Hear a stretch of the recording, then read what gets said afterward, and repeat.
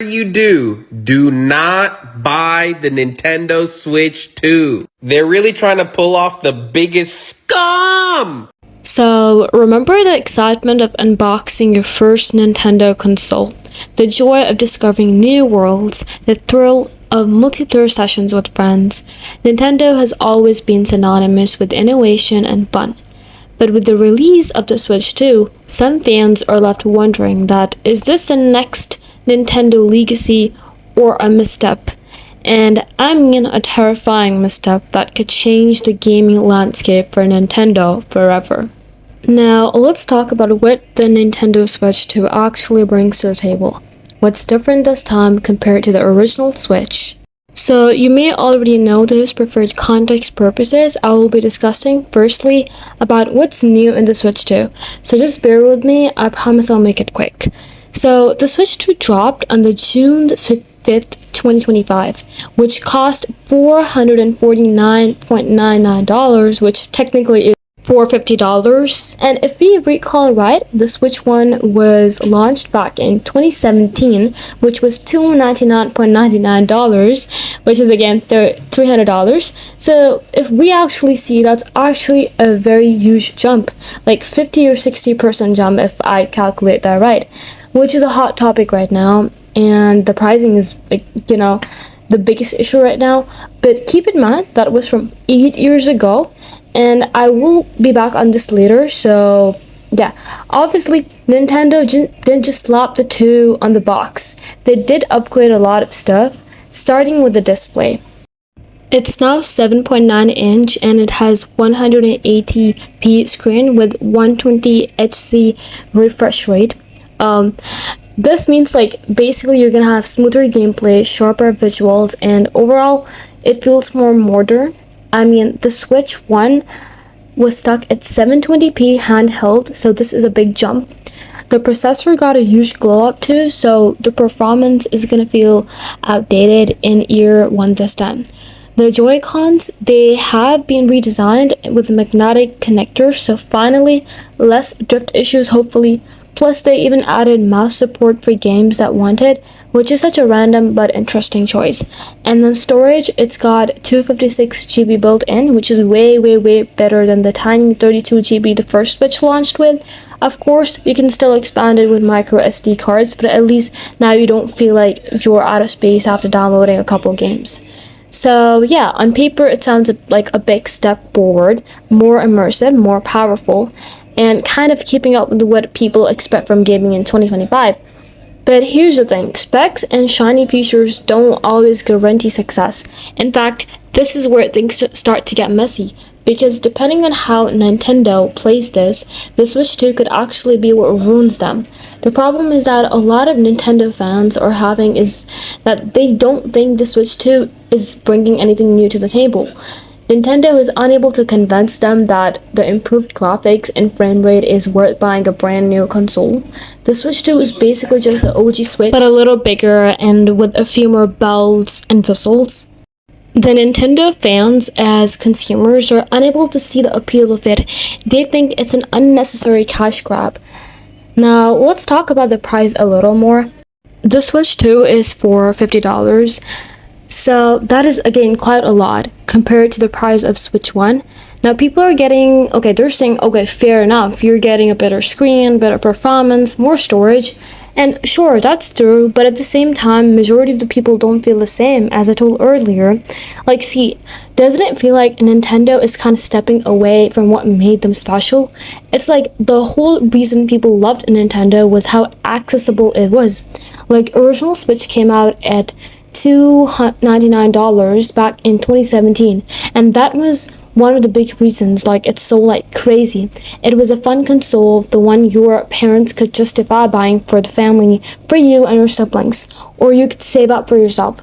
Nintendo used to lean into this idea of accessibility, gaming that wasn't just for hardcore fans with $500 to blow, but for literally everyone. Whereas now, with the Switch 2, it almost feels like Nintendo is testing how much nostalgia is worth it. All that childhood memories growing up with Nintendo. And then when we look at the games, Mario Kart, hopefully I'm pronouncing that right, is $80, and Donkey Kong Bonanza is $70. That's not cheap, but Nintendo knows how to push those buttons. Mario Kart, Donkey Kong, Zelda, these are franchises people have grown up with. They'll know you'll see a Mario Kart World on the shelf and go, ugh, that's expensive, but you know what? It's Mario Kart, I cannot buy it. And that's honestly the scary part. Nintendo is getting greedy, banking on nostalgia. They're not just selling hardware and software, they're selling childhood memories, comfort, the vibe of playing with your siblings on a Tuesday morning. And because of that, people will pay. They'll grumble, they will complain online about the price hikes, but at the same time, at the end of the day, a lot of them are still gonna swap their carts. Also, people are already comparing the Switch 2's prices to the other consoles for $449. You are in the same ballpark as a PlayStation 5 Digital Edition, which hovers around $449 to $499, or an Xbox Series X, which also sits around $499. And those consoles are straight up powerhouses, 4K native gaming, massive libraries, and huge third party support. So it makes a lot of sense for people to question that why would they spend PS5 money on Nintendo console that's still weaker in raw power, and that's not an unfair question. With PlayStation and Xbox, you are buying into sheer performance. With Nintendo, you're paying for the unique experiences and that iconic first-party lineup. But at this price, Nintendo has less margin for error. They can't just ride on that it's cheaper, so it's fine anymore. And that's a risk. If Nintendo pushes too far, if they lean too hard on nostalgia without actually delivering fresh, innovative experiences, fans might eventually snap. Right now, they're walking on a tightrope between worth it because it's Nintendo and this is just getting greedy. And if they slip, the Switch 2 could end up being remembered as a console that saved Nintendo and more as the one that fractured its fan base. Nextly, one of the most talked aspects about the Switch 2 is the battery life. Officially, Nintendo says it lasts about 2 to 6.5 hours, depending on what you are doing. And yeah, that's actually worse than the original Switch, which managed about 4.5 to 9 good hours. So for a console that's literally built on portability, like the whole point of the Switch is that you can take it anywhere. That is pretty big of a red flag. Imagine pulling out your brand new Switch 2 on a flight, excited to grin through a couple of hours of Zelda, and then that thing dies halfway through. And that's just not convenient and kind of embarrassing for Nintendo. Now, for some people who are defending it are saying, look, the hardware is more powerful, the screen is sharper and faster, so of course it will drain faster. And yeah, that makes sense, technically, but at the same time, portability is Nintendo's brand. If you were telling me this console lasts few hours than the one from 2017, it kind of feels like a step backward. The Switch 2 is also being compared online to stuff like Steam Deck, I don't know, or the ROG Ally. Those handheld PCs also struggle with battery life, but at least they're insanely powerful and people expect compromises. The Switch 2, though, is supposed to be the accessible, family-friendly, take-it-anywhere console. If you can't get even through a long car ride without plugging it in, the joy disappears really quick. So it's kind of bad, and I've already seen countless people complain about the battery life, so Nintendo has to definitely work on it. So launching with titles like Mario Kart World at $80 and Donkey Kong Bonanza at $70, the Switch 2 is definitely leaning into what's become Nintendo's new normal, premium game pricing. On paper, you could agree these games are packed with content, polished to perfection, and worth every penny, but for a lot of fans, these feels like another sign that Nintendo is drifting away from its old image of being affordable and a fun option. Think about it. Growing up, Nintendo was the console that felt accessible. Parents bought you Mario because it was cheaper than a PlayStation or Xbox set up, and the games were family-friendly investments. Now, $70 or $80 for a single game doesn't actually feel accessible anymore, considering how Nintendo really discounts their first-party titles. Like, let's be honest, Mario Kart 8 came out in 2017 and it's still selling for full prices in 2025. Meanwhile, on PlayStation or Xbox, you can grab huge hits for half off within a year or so. So Nintendo playing the long usual game of nostalgia and trust, pulling up with that card on fans because people grew up with Mario Kart. Families still see Donkey Kong as a safe, fun choice for kids, and Nintendo knows that they will know that fans will pay, like they will be ready to pay for that price tag because it carries a deeper meaning, the childhood memories. And that's the very problem. The greed is going to push them too hard on fans until fans start to feel exploited. It's one thing to pay for nostalgia, and it's another to feel like you're being milked for it. And if enough players start comparing their library to what they could have bought in the other platforms for the same money, the Switch 2 could ruin Nintendo in a lot of ways. The cash grab needs to stop. Now here's where I'm at. Yeah, the Switch 2 cost $450 and the original, which was launched for 8 years ago, cost $300. Prices have gone up, but hardware is better now, and honestly, compared to the other consoles, it's not outrageous. The PS5 disc edition is like $449, the digital is like $400, and the Series C runs closer to $600.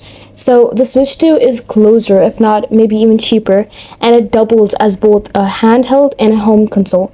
And back in 2012, if you wanted to play everything Nintendo had, you needed a VIU and a 3Ds, would set you back like $550 in total, and now it's all in one.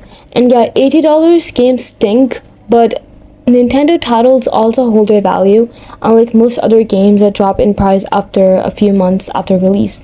I'm not saying the hate is totally unfair, because everyone has made very valid points as I discussed earlier, but I also get I get why some fans justify the price. At the end of the day, you are paying for Nintendo's first party magic, the portability and nostalgia, what you grew up with. So when it comes down to you, what do you value, your reasonings, and if it can justify to hurt your wallet, you do whatever makes you happy and brings you joy. I do want to know what you think about it.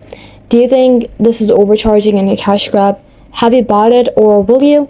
Let me know in the comment section, and I'd love to read your perspectives and will surely 100% reply. Thank you so much if you watched the entire video till here. Even if one person watched the whole thing and they took their time to hear me yap, it makes my day. Like, I'm so real because I really took my time to make this video, even if it doesn't look like that. I know the script was poor, the editing was poor, but I'm really trying to learn and trying to grow. So don't forget to like and subscribe if you want to as well, because that would really help me. And please do comment down something and give me some feedback. And also, I have a Discord server, a link down in the description box. It would be great if you can join and help me out a little bit. I would love to connect with you guys. And again, provide me any sort of feedback on how I can improve my editing, my scripting.